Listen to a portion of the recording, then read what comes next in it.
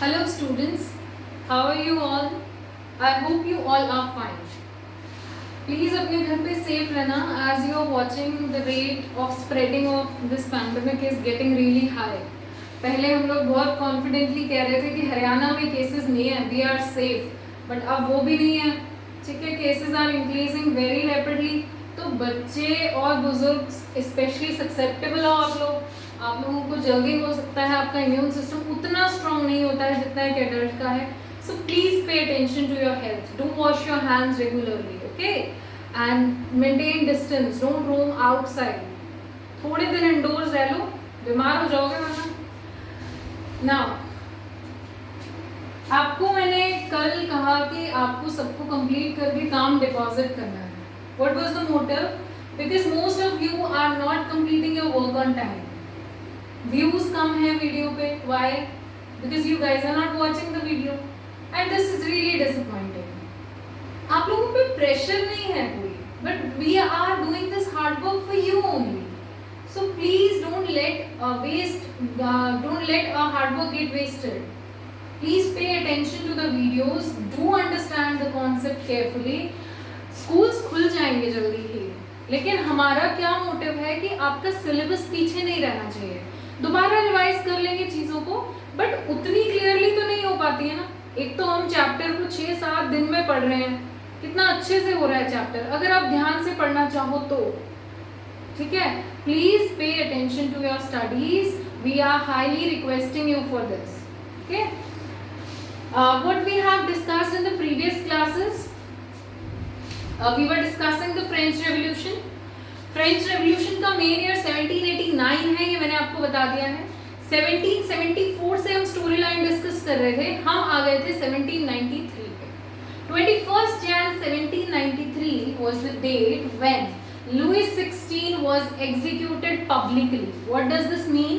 That he was given the death sentence. उन्हें मरने की सजा दे दी गई थी by the Republic government of France, जिसके हेड थे Maximilien Robespierre.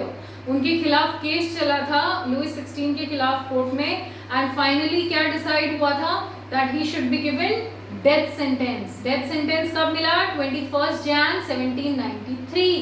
He was executed publicly, लोगों के बीच में उन्हें मारा गया था. ऐसी डेथ्स यूजुअली क्यों दी जाती हैं? बिकॉज जब कोई बहुत ज़्यादा अथॉरिटेटिव पावर में होता है ना, उसने बहुत गलत काम किए हों, तो लोगों में एक मोटिवेशन लेवल हाई रखने के लिए, लोगों को दिखाने के लिए ना, yes we work for you, ये किया देखो हमने, ये हो गया है, we have won, to feel that superior power of winning, of victory. ऐसी डेथ सेंटेंसेस दी जाती हैं. लुइस 16 को सबके सामने मारा गया at the place de la Concorde, DELACONCORDE, ठीक है. De la Concorde was the place where he was executed publicly in 1793.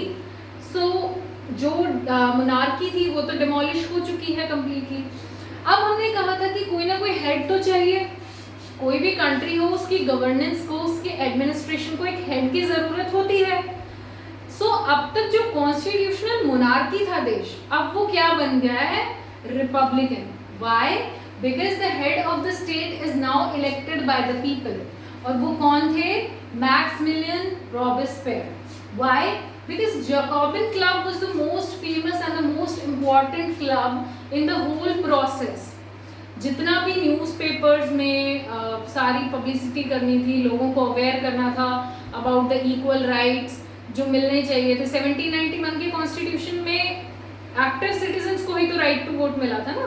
आपको याद है पैसिव सिटीजन्स थे लगभग 3 मिलियन लोग जिनको राइट टू वोट नहीं मिला था. एक्टिव सिटीजन्स इलेक्टर्स को चूज करते थे, इलेक्टर्स नेशनल असेंबली को चूज करते थे. So people were not satisfied with it.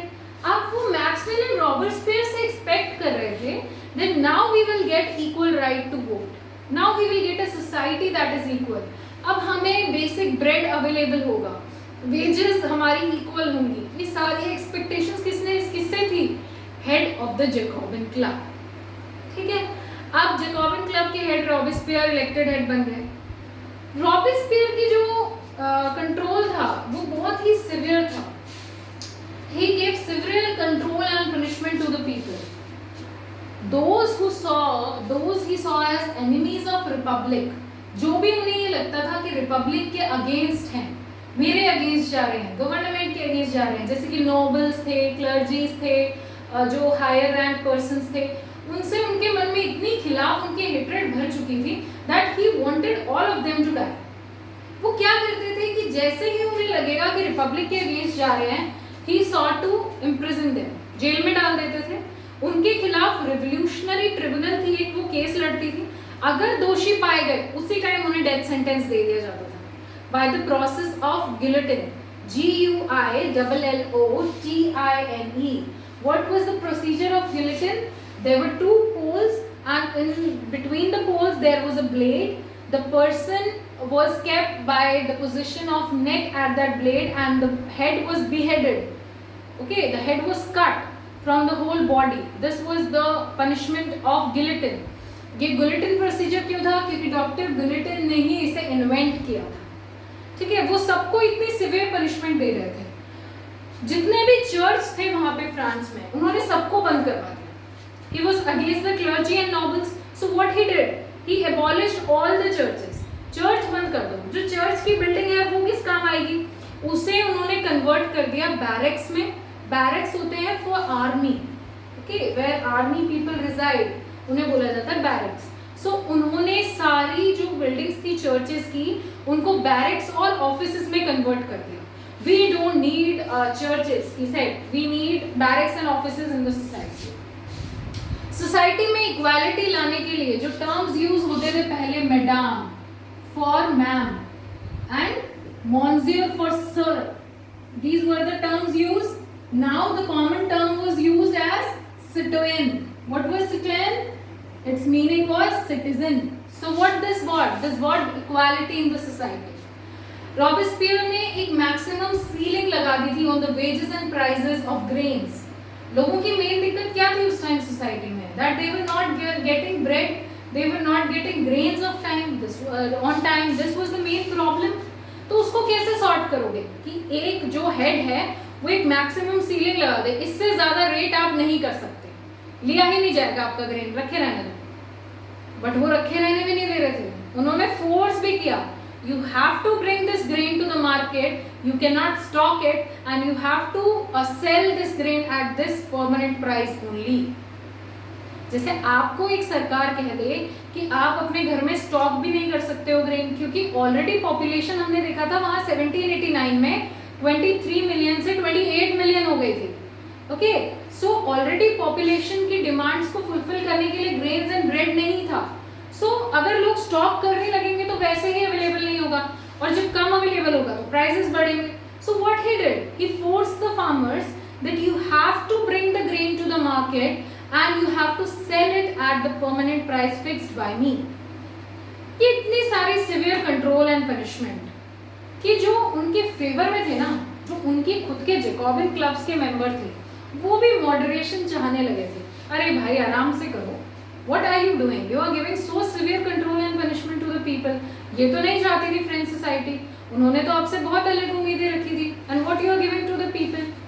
But he was continuously exercising his power. He was continuously misusing his power. So last में ऐसे का क्या अंत होगा? गिलेटिन से वो भी मारे गए।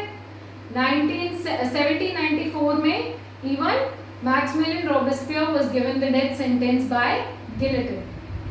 ठीक है, तो लुइस 16 खराब आदमी थे, एक बैड राजा प्रूव हो रहे थे, उनका जो अंजाम हुआ वही आपके मैक्सिमिलियन रॉबेस्पियर का हुआ। So what we learn from here that we should not get into the position of so supreme authority that we misuse our power. वो नहीं होना चाहिए। हम ऐसी कंडीशन में कभी ना आए कि हम अपनी ही शक्तियों का गलत फायदा उठाने लगे।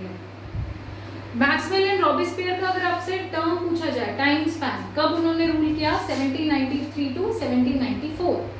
अब रॉबेस्पियर की इमेज क्लियर है, क्या किया था उन्होंने? कॉन्स्टिट्यूशनल मोनार्की थी 1791 में एस्टैब्लिश हुई थी, 1792 में कन्वेंशन आ गई थी, 21 सितंबर 1792 न्यूली इलेक्टेड असेंबली, जिसका क्या नाम था? कन्वेंशन। रिपब्लिक हो गया था। अब आप देखो रिपब्लिक से भी अगले स्टेज पे जा रहे हैं हम, जिसका नाम है directory. What is directory?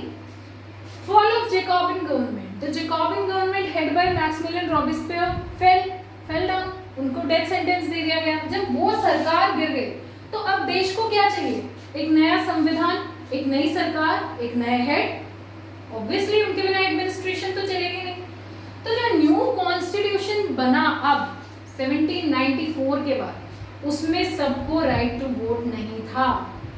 The right to vote was given to the property sections of society. जिन लोगों के पास ज्यादा जायदाद थी उन्हीं को राइट टू वोट दिया गया।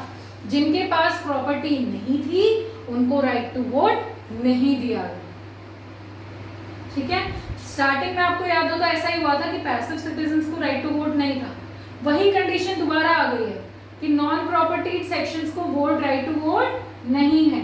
उस टाइम पे भी क्या था, अगर आपकी वेज जो 3 days वेजेस है ऑफ अ लेबरर, उसके इक्वल अगर आप टैक्स पे करते हो तो आप तभी कर सकते हो जब आप पैसे वाले हो, प्रॉपर्टी वाले हो, तो तभी उन्हीं को राइट टू वोट था। Now again this provision came with the new constitution that the non property section did not have the right to vote. अब इनके पास राइट टू वोट नहीं था, तो जिनके पास था वो क्या इलेक्ट करते थे? Legislative councils.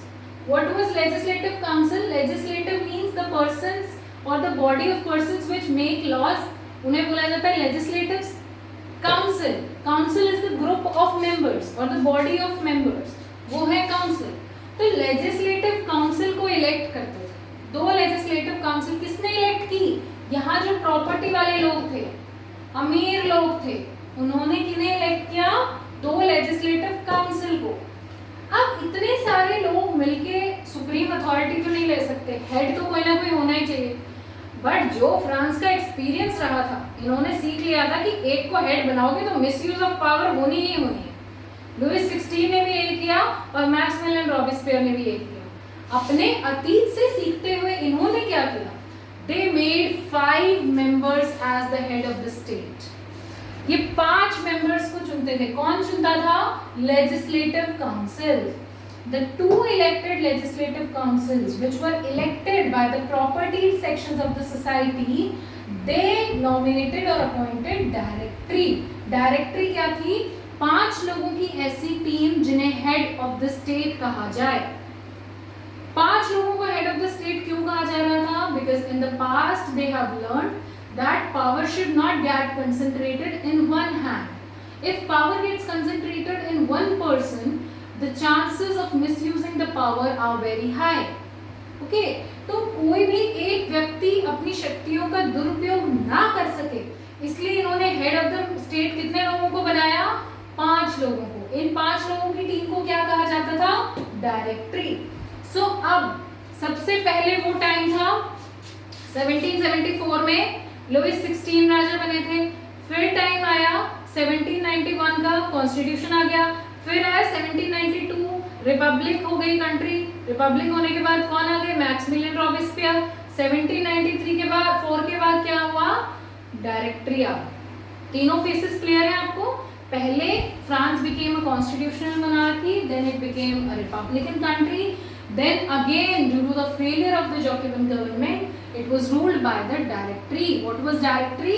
Group of 5 members which were the executives or which were appointed by 2 legislative assemblies and now they were ruling the country.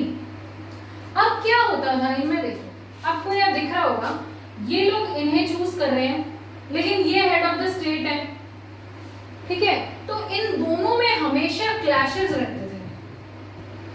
Clash होना, कंफ्लिक्ट होना, कोई भी विवाद होना। इस डायरेक्टरी में इन 5 मेंबर्स में और लेजिस्लेटिव्स में ऑफन क्लैशेस हो जाते थे। मैं अगर आपको डायरेक्टरी चूज कर रही हूँ तो मैं आपसे क्या एक्सपेक्ट करूंगी कि आप मेरे हिसाब से चलोगे। अगर ये नहीं चलते थे तो ये इनको डिसमिस कर देते थे। ठीक है, आप हमारे हिसाब से चलोगे तो आप डायरेक्टरी रहोगे, otherwise we will dismiss them. ये इनको अपने हिसाब से काम ही नहीं करने दे रहे थे, बार बार इनको डिसमिस कर रहे थे, तो ये भी इनकी बात नहीं मान रहे थे। तो ऑफन क्लैशेस वर देयर। जब भी किसी सरकार में क्लैशेस होंगे, प्रॉपरली वर्क नहीं कर पाएगी तो किसी और तीसरे की जगह बन जाएगी। वो जगह बन गई नेपोलियन बोनापार्टे की।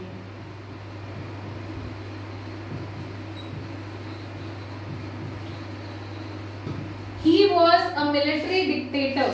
He was in the military और डिक्टेटरशिप, तानाशाह थे ये, इनके पास वो रूलिंग पावर थी कि he used to be a dictator. Napoleon Bonaparte came into the rule and now Napoleon Bonaparte controlled the French society.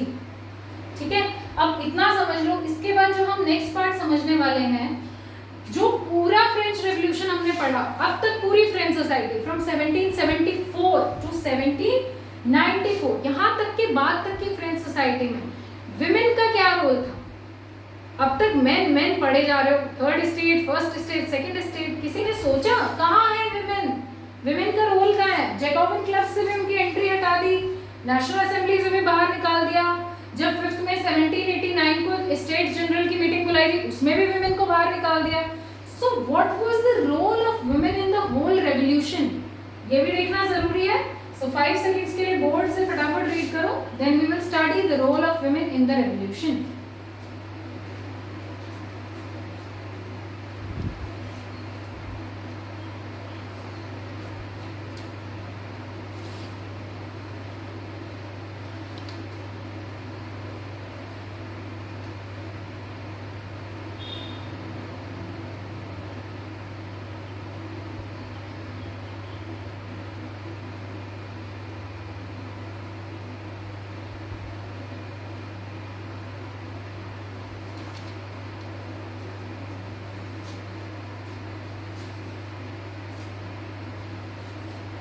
I hope this topic is clear to you. Should we move further?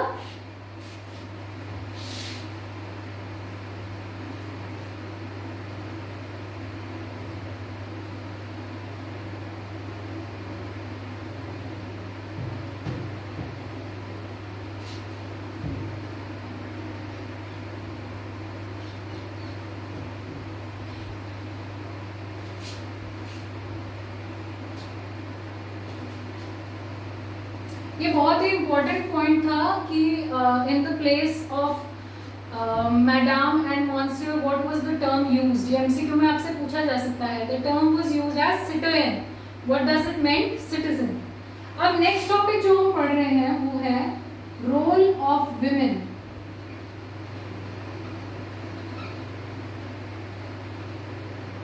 Role of women in revolution.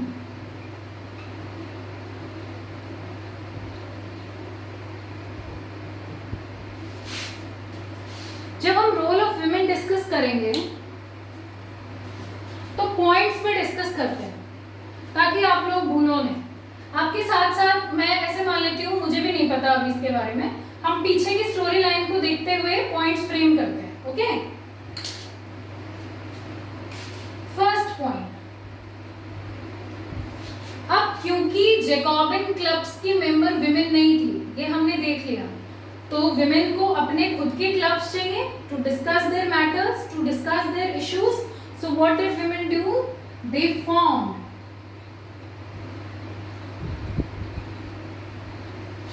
their own political clubs.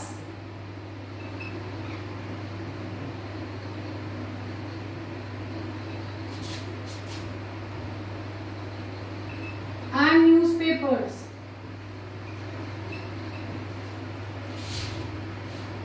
For discussion.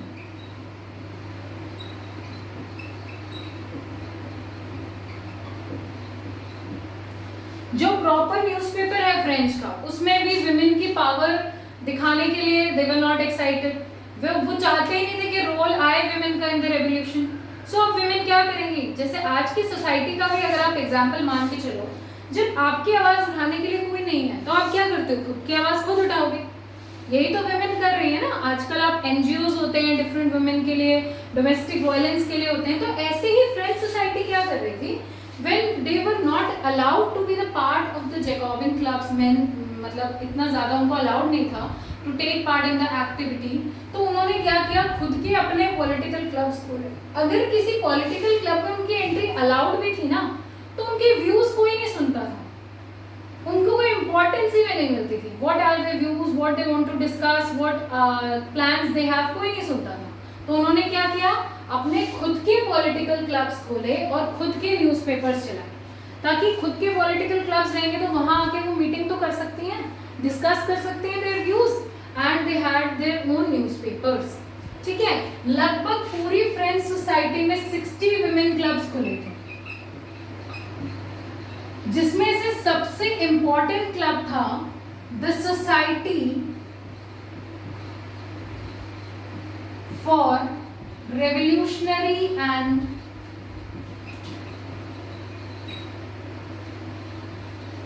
Republican women. ये club का नाम है, ये याद होना चाहिए आपको, कभी भी पूछ सकती हूँ। The most important women club in the French society, जो विमेन का पॉलिटिकल क्लब था उसमें सबसे इंपॉर्टेंट ये था। अब आप कहोगे मैम मेन का था तो उसका नाम इतना छोटा सा, ये इतना लंबा, कोई नहीं, याद करने की ट्रिक ढूंढ लेते हैं। द सोसाइटी, क्लब है तो उनका सोसाइटी, सोसाइटी में किटी पार्टीज करती हैं औरतें, तो सोसाइटी तो याद रह जाएगी। अब रेवोल्यूशन में उनका पार्ट देख रहे हैं तो क्या आ जाएगा, रेवोल्यूशनरी, ठीक है। रिपब्लिक वो भी चाहते हैं कि इलेक्टेड हेड हो तो रिपब्लिकन, और क्लब किसका है, विमेन का। So the society for revolutionary and republican women was the most important club at that time. Okay, now what was the demand of women, क्या डिमांड थी उनकी? They wanted their status to be equal to men. क्यों? क्योंकि 1791 में जो constitution बना था उसमें women did not have right to vote.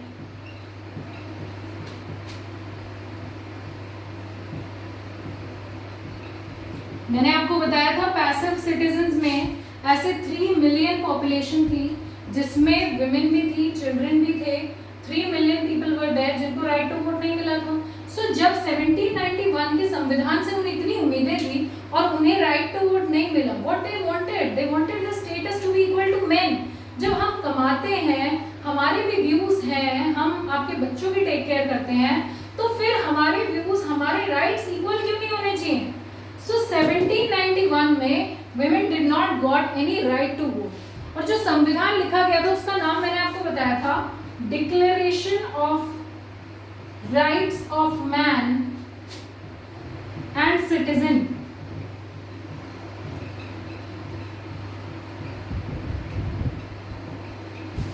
जो कॉन्स्टिट्यूशन लिखा गया था जिसमें सारे राइट्स लिखे गए थे, freedom of speech, freedom of expression, freedom of movement and the freedom to get equal status in from first state, second state, ये सारे अधिकारों का नाम जो था वो क्या था? Declaration of rights of man and citizen. Why only man, women क्यों नहीं? तो एक औरत थी, अब कोई सुपीरियर वुमेन तो निकल के आएगी ना, सुपर वुमेन, वो थी ऑलम डी गाउच। ऑलम डी गाउच ने क्या किया? इन्होंने 1791 में लिखा declaration of rights of women and citizen. तुम लोग तो मान नहीं रहे हो, मैन मैन मैन मैन किए जा रहे हो, declaration of rights of man man, हमारा कोई स्टेटस ही नहीं है सोसाइटी। गुस्सा आ गया हमें, गुस्सा आ गया तो what she wanted the status to be equal. तो जब आप लोग declaration of rights of women लिख ही नहीं रहे हो, so what she wrote, declaration of rights of women and citizen. तो अगर आपसे पूछा जाए कि declaration of rights of women and citizen किसने लिखा था, तो पीपल ऑफ फ्रांस मत बोलना, ऑलम डी गाउच। एंड किस ईयर में लिखा था? तभी जब संविधान लिखा गया तभी लिखा था। और इन्होंने ही 1793 में एक और इशू रेज किया था। क्या इशू था? 1793 में जब मैक्सिमिलियन रॉबेस्पियर आए ना, तो उन्होंने फोर्सिबली वुमेन के जितने भी क्लब्स थे उनको बंद करवा दिया। बोले विमेन के अलग से पॉलिटिकल क्लब्स की क्या जरूरत है, हमें जरूरत नहीं, उन्होंने बंद करवा दिया। क्या ये बंद होने चाहिए थे? नहीं। तो 1793 में उन्होंने क्या किया? ऑलम डी गाउच ने, she went against the decision of Maximilian Robespierre, और उन्होंने बहुत क्रिटिसाइज किया था उनके डिसीजन को। उन्होंने बहुत बुराई की थी कि हम जिसे हेड बना के लाए, हमने सोचा था, हमने उम्मीद की थी कि हमें इक्वल स्टेटस देगा, आज उन्होंने हमारे पॉलिटिकल क्लब्स भी बंद करा दिए। So if the MCQ question comes that which women led the most important role in criticizing the Robespierre for abolishing the political clubs, women political clubs, तो उनका क्या नाम है? ऑलम डी जॉर्ज। वो औरत जिनका सबसे महत्वपूर्ण हाथ था सरकार की निंदा करने में जब उन्होंने वुमेन क्लब को बंद किया, उनका नाम था ऑलिम डी गौज, और उन्होंने ही declaration of rights of women and citizen लिखा था। जो 60 वुमेन क्लब्स थे उनमें से सबसे इम्पोर्टेंट कौन सा था? The society for revolutionary and republican women. ठीक है, आप कितना देख लिया। अब वुमेन का और क्या रोल आएगा? क्या चाहती थी वो? Education for all. आगे चले।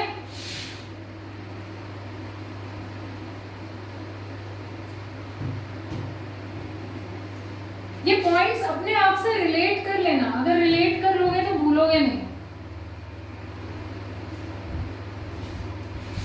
हमारी तो अभी बहुत न्यू सोसाइटी है, हम लोग क्या चाहते हैं? लड़कियां क्या चाहती हैं? हम भी पढ़े लिखे हो। So third demand was education for all.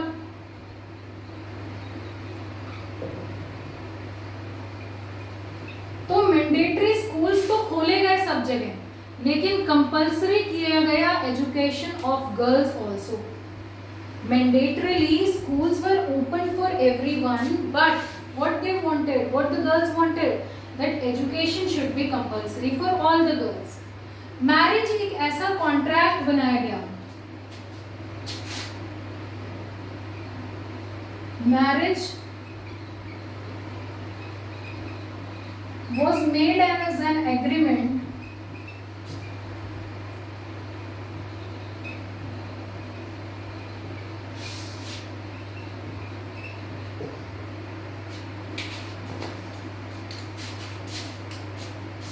in which anyone could enter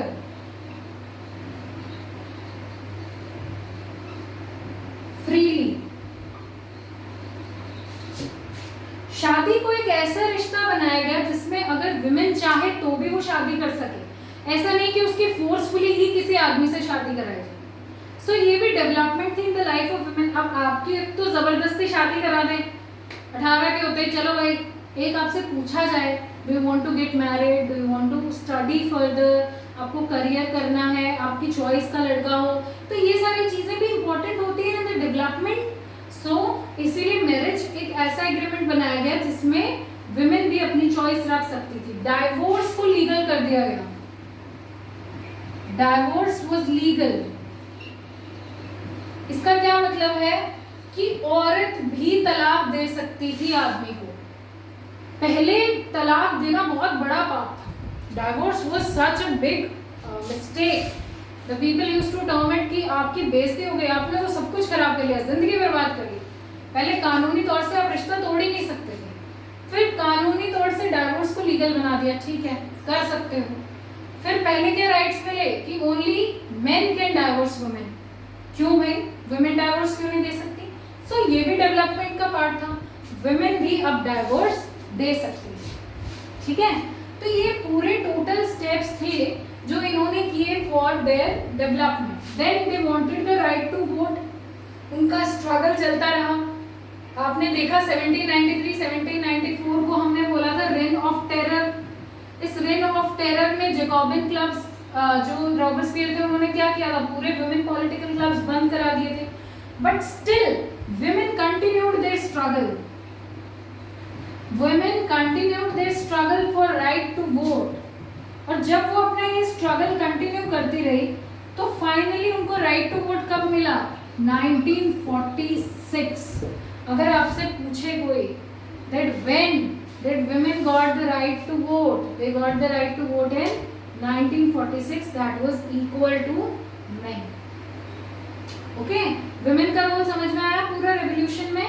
वो घर को भी संभालती थी, उनके खुद के व्यूज भी थे, but they wanted their own voice in the freedom struggle. So उन्होंने अपने पॉलिटिकल क्लब्स खोले, अपने न्यूज़पेपर्स चलाए, declaration of rights of women लिखा। 60 पॉपुलर वुमेन क्लब्स थे। The most important was society for revolutionary and republican women. अपनी आवाज़ को उन्होंने मैक्सवेल एंड रॉबर्टस्पियर के आगे भी झुकने नहीं दिया, उन्होंने कंटिन्यू किया अपना struggle. Equal wages, right to vote चाहती थी। फाइनली 1946 में they got the right to vote. ठीक है, ये डाइवोर्स लीगल होना, स्कूल बनना, उनको एजुकेशन मिलना, ये सारी डेवलपमेंट थी वुमेन की। So this was the role of women in revolution. अब एक बचा है एबॉलिशन ऑफ स्लेवरी। स्लेवरी मतलब लोगों को बंदी बना के जब आप उनसे फोर्सफुली काम कराते हो तो वो क्या होता है, this is slavery. So abolition of slavery, France में स्लेवरी को कैसे बंद किया गया, वो लास्ट टॉपिक है आपके चैप्टर का. And then we have to read something about Napoleon Bonaparte. One lecture more, okay, that lecture will be given to you tomorrow. आज के लिए इतना पढ़ो, आज के नोट्स कॉपी करो. Please read the chapter from the book. मैं आपको इंपॉर्टेंट पॉइंट दे रही हूँ, वो रिविजन के लिए है, बट एक बार तो चैप्टर पढ़ लो, ठीक है. For any doubts contact me, you can call me, you can text me. Have a very good day.